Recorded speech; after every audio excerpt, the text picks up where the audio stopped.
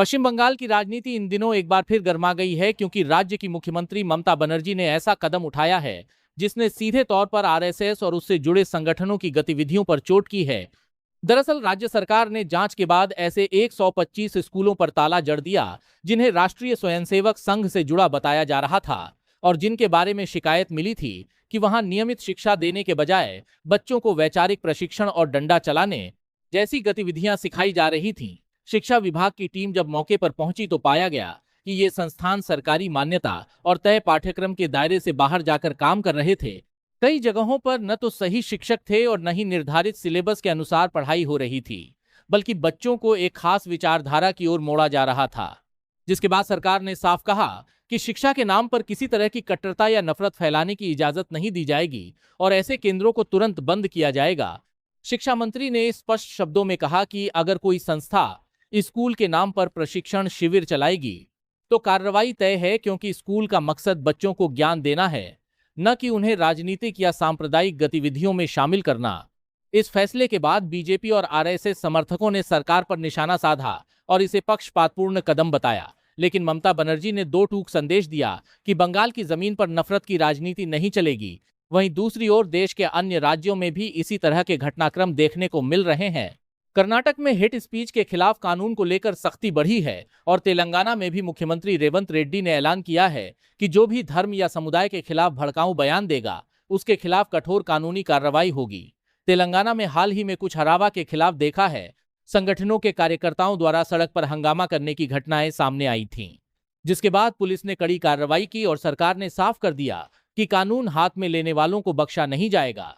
रेवंत रेड्डी ने सार्वजनिक मंच से कहा कि राज्य में ऐसा माहौल बनाया जाएगा जहां हर समुदाय सुरक्षित महसूस करे और किसी को भी नफरत फैलाने की छूट नहीं मिलेगी। उन्होंने यह भी कहा कि हेट क्राइम और हेट स्पीच पर विशेष कानून लाकर दोषियों को सीधे जेल भेजा जाएगा ताकि समाज में सौहार्द बना रहे। इन बयानों के बाद बीजेपी नेताओं ने विरोध जताया और आरोप लगाया कि ऐसे कानूनों से एक खास वर्ग को फायदा होगा, लेकिन राज्य सरकारों का कहना है कि यह कदम केवल कानून व्यवस्था और सामाजिक सद्भाव के लिए उठाया जा रहा है। अगर फिर से बंगाल की बात करें तो वहां यह फैसला ऐसे समय आया है जब राजनीतिक तनाव पहले से ही बढ़ा हुआ है। चुनाव आयोग, मतदाता सूची और विभिन्न प्रशासनिक मुद्दों को लेकर ममता बनर्जी केंद्र सरकार से टकराव की स्थिति में है। ऐसे माहौल में आरएसएस से जुड़े स्कूलों को बंद करने का फैसला राजनीतिक रूप से भी बड़ा संदेश माना जा रहा है। विश्लेषकों का कहना है कि बंगाल में बीजेपी अपनी पकड़ मजबूत करने के लिए जमीनी स्तर पर संगठन तैयार कर रही थी और ये स्कूल उसी रणनीति का हिस्सा बताए जा रहे थे। इसलिए सरकार ने इन्हें निशाना बनाकर साफ कर दिया कि शिक्षा संस्थानों का इस्तेमाल राजनीतिक एजेंडा चलाने के लिए नहीं होने दिया जाएगा।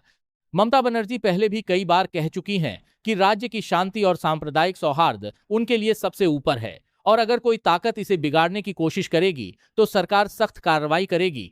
दूसरी तरफ प्रधानमंत्री नरेंद्र मोदी ने भी संसद में अप्रत्यक्ष रूप से बंगाल सरकार पर हमला बोला और घुसपैठ व कानून व्यवस्था के मुद्दे उठाए, जिससे साफ है कि बंगाल की राजनीति अब सीधी टक्कर की ओर बढ़ रही है।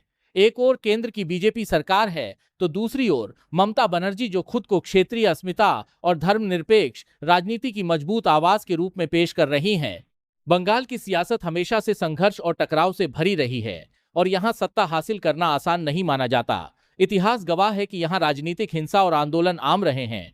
ऐसे में ममता बनर्जी का यह कदम उनके समर्थकों के बीच मजबूत नेतृत्व की छवि बनाता है, जबकि विरोधी इसे राजनीतिक बदले की कार्रवाई बता रहे हैं। लेकिन फिलहाल इतना तय है कि शिक्षा के नाम पर चल रहे किसी भी संदिग्ध संस्थान पर सरकार की नजर है और आगे भी जांच जारी रहेगी। आने वाले समय में देखना होगा कि अदालतों में इस फैसले को लेकर क्या रुख अपनाया जाता है और क्या यह कदम अन्य राज्यों के लिए भी मिसाल बनता है या फिर इसे लेकर और बड़ा राजनीतिक विवाद खड़ा होता है। कुल मिलाकर बंगाल से लेकर तेलंगाना और कर्नाटक तक एक बात साफ नजर आ रही है कि राज्य सरकारें नफरत की राजनीति और कट्टरता के खिलाफ कड़ा रुख अपनाने का दावा कर रही हैं और इसी कड़ी में ममता बनर्जी का यह फैसला चर्चा का केंद्र बन गया है। पश्चिम बंगाल में उठाया गया यह कदम केवल प्रशासनिक कार्रवाई भर नहीं माना जा रहा, बल्कि इसे एक बड़े राजनीतिक और वैचारिक संदेश के रूप में देखा जा रहा है, क्योंकि जिस तरीके से सरकार ने एक साथ 125 संस्थानों पर ताला लगाने का निर्णय लिया, उससे साफ हो गया कि यह कोई छोटी मोटी चेतावनी नहीं बल्कि सीधी कार्यवाही है सूत्रों के मुताबिक शिक्षा विभाग को लगातार अभिभावकों और स्थानीय लोगों की शिकायतें मिल रही थीं कि कुछ जगहों पर बच्चों को किताबों और पाठ्यक्रम की पढ़ाई कम और एक खास विचारधारा का प्रशिक्षण ज्यादा दिया जा रहा है। कई स्कूलों में सुबह की प्रार्थना के नाम पर राजनीतिक भाषण, शारीरिक प्रशिक्षण के नाम पर लाठी अभ्यास और अनुशासन के नाम पर अर्धसैनिक शैली की गतिविधियां कराई जा रही थीं, जिससे सवाल उठने लगे कि आखिर यह शिक्षण संस्थान है या फिर किसी संगठन के ट्रेनिंग कैंप। यही कारण था कि निरीक्षण टीमों ने अचानक दौरा किया और जब दस्तावेज मांगे गए तो कई जगहों पर न तो पंजीकरण सही पाया गया और न ही राज्य शिक्षा बोर्ड से अनुमति। कुछ संस्थान किराए के कमरों में चल रहे थे और बच्चों के भविष्य के साथ खिलवाड़ हो रहा था।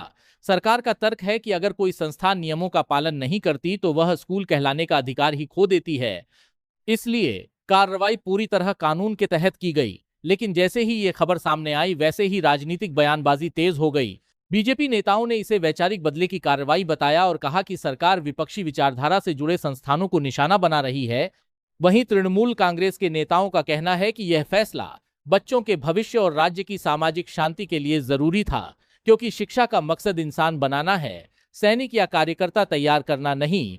इस बहस ने पूरे देश में एक नई चर्चा को जन्म दे दिया है कि क्या शिक्षा संस्थानों का इस्तेमाल राजनीतिक संगठन अपने विस्तार के लिए कर सकते हैं या नहीं। इसी बीच तेलंगाना से भी खबरें आईं कि वहां सरकार नफरत फैलाने वाले भाषणों और सांप्रदायिक उकसावे पर रोक लगाने के लिए विशेष कानून तैयार कर रही है।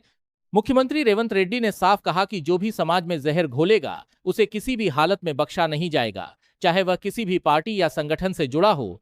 उन्होंने अधिकारियों को निर्देश दिए कि ऐसे मामलों में तुरंत एफआईआर दर्ज हो और फास्ट ट्रैक कार्रवाई हो।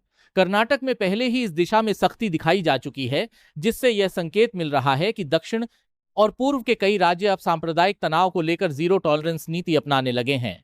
राजनीतिक विश्लेषक मानते हैं कि यह बदलाव इसलिए भी दिख रहा है क्योंकि पिछले कुछ वर्षों में देश के अलग अलग हिस्सों में नफरती भाषण, धार्मिक जुलूसों के दौरान टकराव और सोशल मीडिया पर भड़काऊ प्रचार की घटनाएं बढ़ी हैं, जिनसे कानून व्यवस्था प्रभावित होती है और आम नागरिक असुरक्षित महसूस करता है।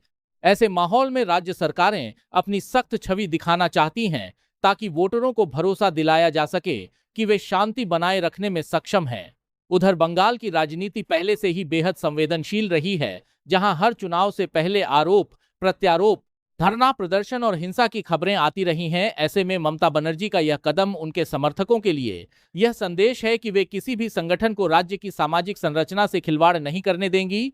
कई राजनीतिक पर्यवेक्षकों का कहना है कि यह फैसला आने वाले चुनावों की रणनीति का हिस्सा भी हो सकता है, क्योंकि इससे अल्पसंख्यक और उदारवादी वोटरों में सरकार की पकड़ मजबूत होती है, साथ ही विपक्ष को रक्षात्मक मुद्रा में आना पड़ता है।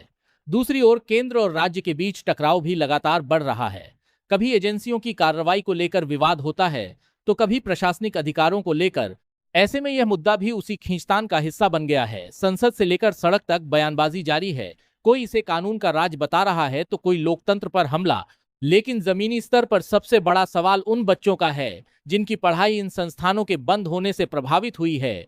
सरकार ने दावा किया है कि उन्हें पास के सरकारी या मान्यता प्राप्त स्कूलों में शिफ्ट किया जाएगा ताकि उनका शैक्षणिक नुकसान न हो। साथ ही नई गाइडलाइन भी तैयार की जा रही है, जिससे भविष्य में कोई भी संस्था बिना अनुमति स्कूल न चला सके। कुल मिलाकर हालात ऐसे बन गए हैं कि बंगाल, तेलंगाना और कर्नाटक जैसे राज्य अब खुद को नफरत और कट्टरता के खिलाफ एक मॉडल के तौर पर पेश कर रहे हैं, जबकि बीजेपी शासित राज्य इसे राजनीतिक रंग देकर पलटवार कर रहे हैं। इस टकराव ने देश की राजनीति को और भी ज्यादा ध्रुवीकृत कर दिया है और आने वाले महीनों में यह मुद्दा चुनावी मंचों पर जोर शोर से उठता दिखाई देगा, क्योंकि शिक्षा, धर्म, कानून और राजनीति जब एक साथ उलझते हैं तो बहस लंबी चलती है और असर दूर तक जाता है।